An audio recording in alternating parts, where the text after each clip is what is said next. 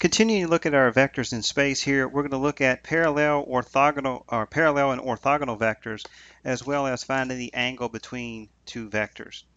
So if we start out with a given vector, let's say that we have the following two vectors. We have u is equal to the vector 0, 3, negative 6, and v is equal to 6, negative 4, negative 2.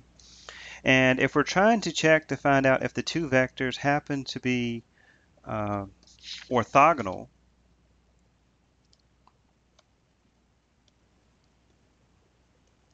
and when we say they're orthogonal, basically what that means is we're saying that they are perpendicular. So they're going to cross each other at a 90-degree angle. And to determine if they're orthogonal, then we're simply going to use the dot product. And if the dot product is equal to 0, then they're going to be orthogonal. So if we take and multiply these together, we have 0, 3, negative 6, and we have 6, negative 4, negative 2. And if we multiply here 0 times 6, well, 0 times 6 is 0, plus 3 times negative 4 is negative 12, negative 6 and negative 2 is a positive 12. So everything cancels. This is equal to 0. So that indeed tells us that these two vectors happen to be orthogonal. So, and that's the same thing we had with vectors in 2 space.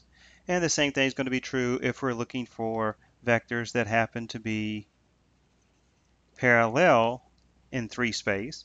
If we're giving the two vectors, let's say u equals negative I plus 1/2 j minus k, and the second vector is 8i minus 4j plus 8k.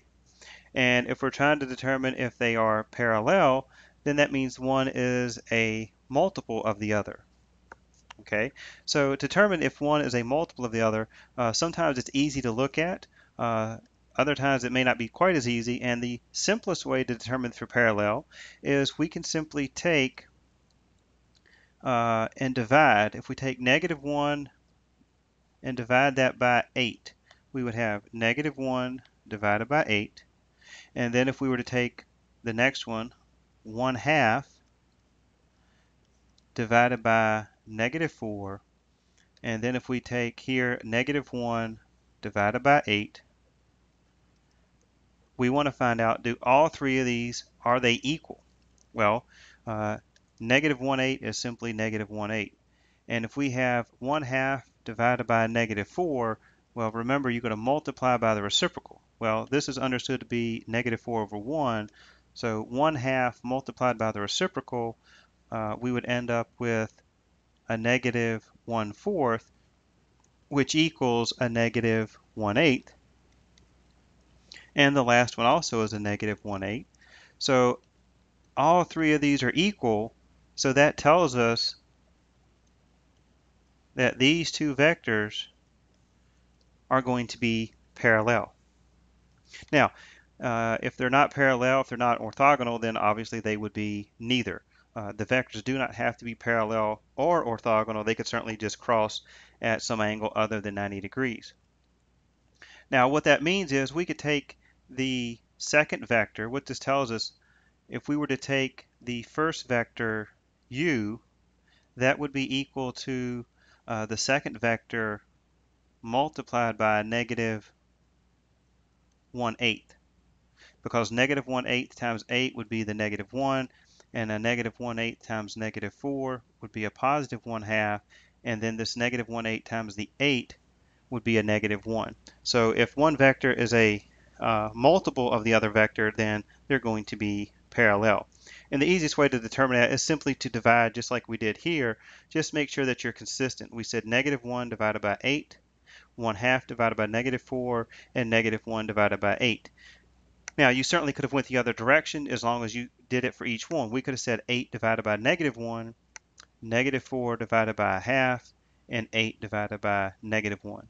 And then we would end up with them being a factor multiplying u by a -8 instead of a -1/8. So that would still work out. So either way, these two vectors are going to be parallel. So once again, test for orthogonal, dot product is equal to 0.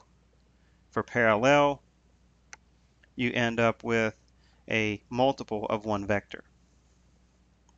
Okay, next we want to look at if we're given two vectors, we want to determine what's the angle between the two vectors.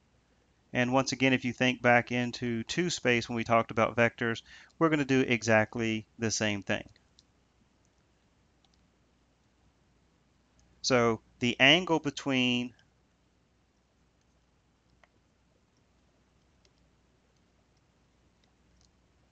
u and v.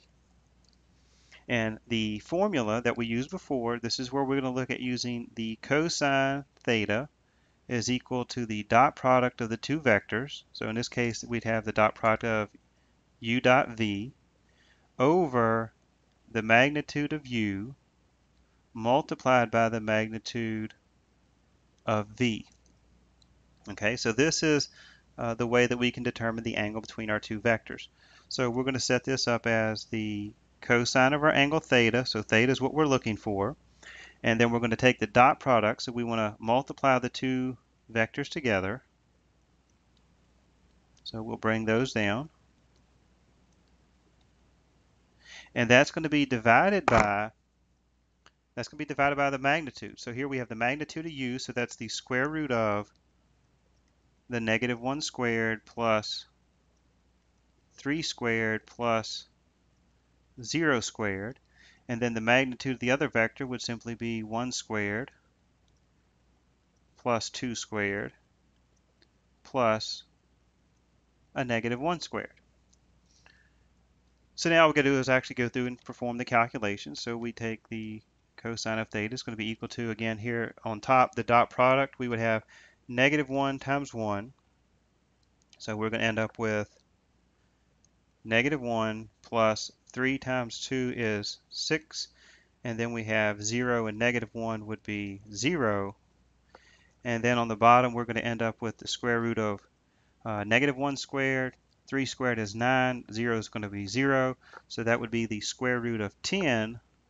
And then the other one, we would end up with 1, 4,